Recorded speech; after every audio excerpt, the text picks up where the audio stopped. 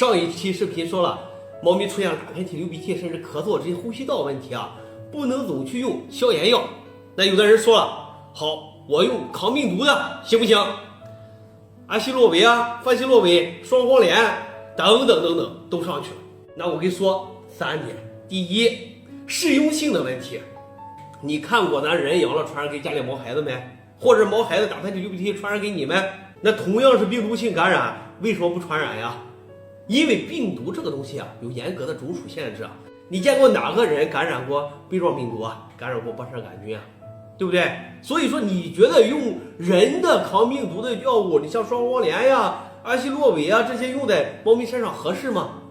第二就是用量的问题。那许多人说了，我把这个抗病毒我减量用，因为啊不同的种属，再加上体重相差相当悬殊啊，你能控制好吗？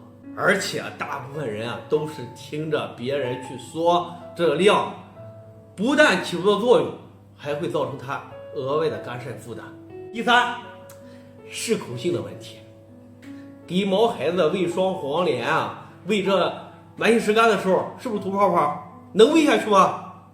人嘛，苦一点，为了咱治病，我忍一忍，我咽下去了。毛孩子不管这个东西，又是吐啊，又是拉肚子，你觉得真的是给你省银子吗？遇上打喷嚏，甚至流鼻涕、咳嗽这些呼吸道问题不好解决，不要紧，给我留言，我来帮你解决。